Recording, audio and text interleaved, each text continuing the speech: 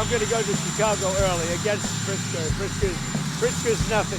If Pritzker was smart, he'd say, please come in. Don't let Chicago die. This is the guy telling me with great knowledge and so on. He said, don't let Chicago die, sir. It's dying. Don't let it die. I'm going to Chicago next. It's President Donald Trump yesterday late taking questions from members of the media as he was traveling, saying that he is going into Chicago next. What is that going to look like with Chicago Mayor Brandon Johnson pushing back and Illinois Governor J.B. Pritzker pushing back? We'll see what happens here as we wake up each and every weekday morning with Illinois in Focus Daily. I'm Greg Bishop, editor of the Center Square, Illinois. You can go and find the headlines at thecentersquare.com and get the newsletter in your inbox. Just sign up for that, and while you're there, consider donating. We're a nonprofit newswire service, free and open to you, the taxpayer, to better understand how state government impacts you, and that's why we focus on Illinois. All right, so obviously Illinois has been a big deal with the ongoing back and forth between President Donald Trump in a second non-consecutive term and Governor J.B. Pritzker, who's running for a third term for governor, and obviously a lot of speculation that Pritzker is going to run for president. But President Trump, for weeks now, after using the National Guard in Los Angeles to protect federal people and assets while they conduct immigration enforcement, he also used the Guard in Washington, D.C. To clean up crime there. And earlier this week, he announced he's going to be using the Guard in Tennessee, Memphis, I believe, where they're going to help with cracking down on crime.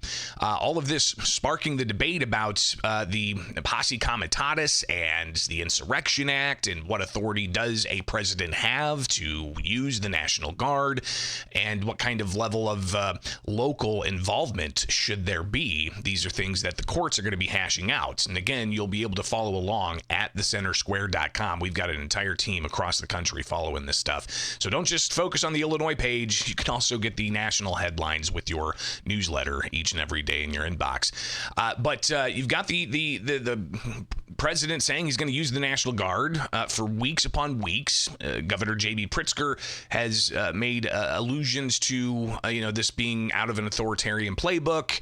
Other Democrats using the term authoritarian, and we've even heard the term fascism, and so on. You can go down from there.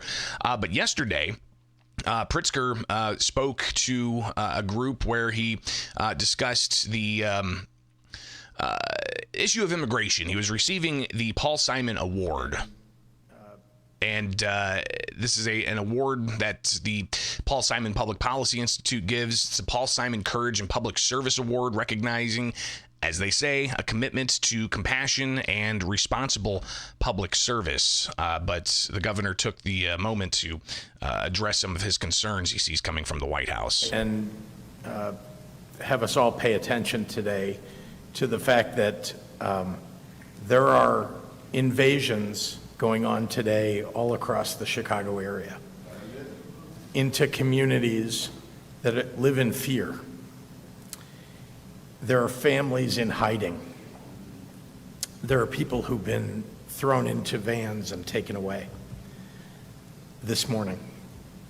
And those attacks are increasing starting today. And the governor, again, talking about immigration enforcement, federal immigration enforcement. And you can go to thecentersquare.com and read up on what exactly is happening and see some of the evidence that DHS is providing. Kristi Noem announcing in Chicago that violent offenders were taken off the streets that morning with arrests for assault, DUI, and felony stalking. And you can see the DHS news announcement there, even with some of the worst criminally illegal aliens arrested by DHS since the beginning of what they called Operation Midway Blitz. You could see the mug shots and other photographs and details of the people that they've caught and the crimes that they're alleged to have committed. And again, these are legal aliens, illegal immigrants in this country. So you can read up on that. And again, also see the videos that were posted, including from Gregory Bovino. He's the U.S. Border Patrol Commander at Large, showing him pulling up to Chicago from I-55. Governor Pritzker, again, getting the Paul Simon Award for public service. He talked about how immigrants need to be essentially honored in the state of Illinois. We should honor immigrants. We should not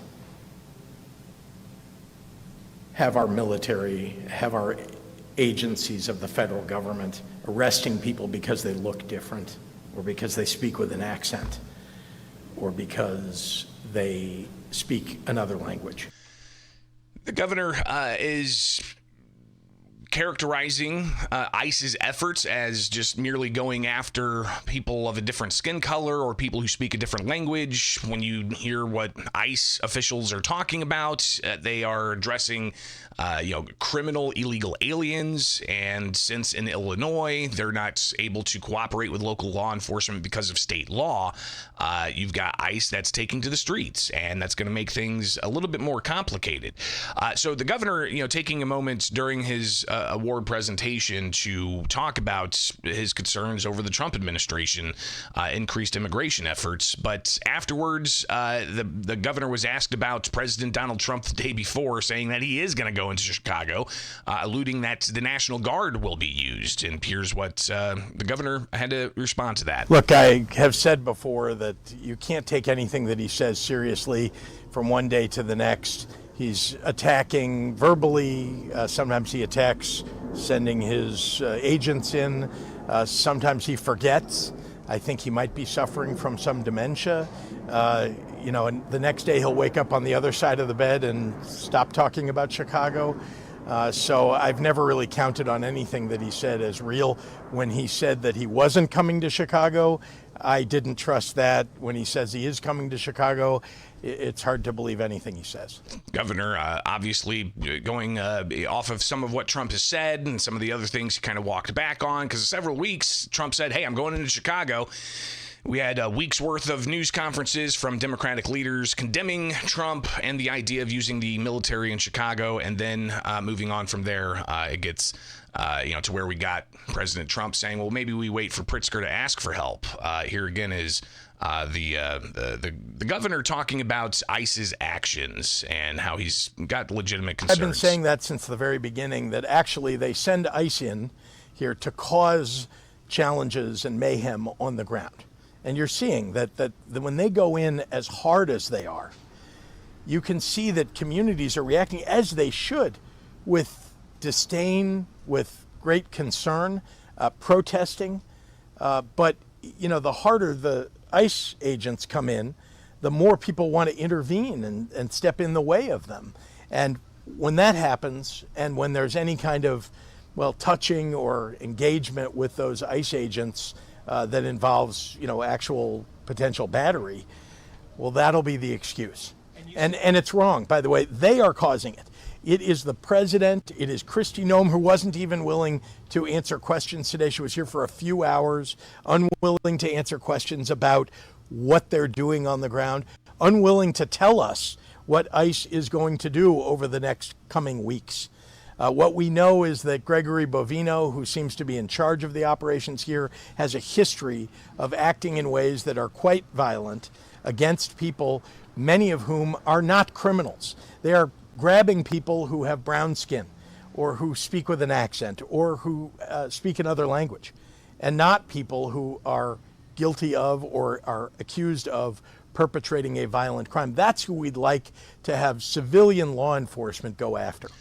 But you've got the Trump administration recognizing civilian law enforcement has not gone after these individuals. ICE posting last night in Chicago's Operation Midway Blitz, Venezuelan illegal alien Santiago Cristobal Medina Cortez's final order of removal was issued in July of last year. ICE arrested him September 9th in Chicago.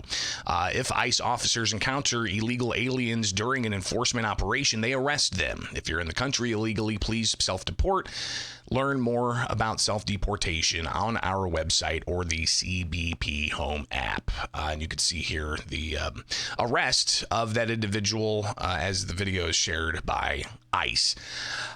This came up a little bit with the public safety push during a U.S. Senate committee where FBI Director Kash Patel was questioned about a variety of things, including by U.S. Senator Dick Durbin. Did you or Attorney General Bondi provide any individual with a waiver so they could remain employed after they received disqualifying alerts on their polygraphs? I'll have to get back to you.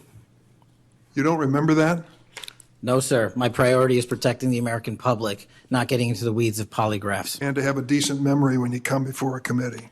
I'm happy to talk about all the good work the men and women of the FBI are doing, including provided the lowest crime rate in American history. If you want to talk about how to protect the citizens, Chicago has seen a 30% reduction in its murder rate because of the men and women of the FBI. You take credit for that? I'll happily do that. Patel went on to say that it's a credit to the interagency cooperation the FBI is having with the local law enforcement, but that's not the same story for ICE. You've got the Chicago mayor pushing back, saying that Chicago police are not going to cooperate with ICE. But President Donald Trump saying that all of the public safety issues means that the federal government is going to be coming more into Chicago. What that looks like, not sure, but here's what the president had to say yesterday. A friend of mine who is a big railroader stops in all the cities. He knows every city. He said, sir, you have to save Chicago. So I'm going to go to Chicago early against Pritzker. Pritzker's nothing. If Pritzker is smart, he'd say, please come in. So last week, over the last week and a half, 11 people in Chicago were killed, murdered, and 38 were shot. And then Pritzker, and by the way, this is going on constantly. If they lose less than 6 or 7 people a week with murder, they're doing a great job in their opinion. Chicago is a death trap, and I'm going to make it just like I did with D.C., just like I'll do with Memphis. Now, remember this. So a man comes into my office, one of the biggest businessmen. I'll tell you, he runs Union Pacific. Is that big? Biggest railroad in the world, I guess. And he started off as a railroader.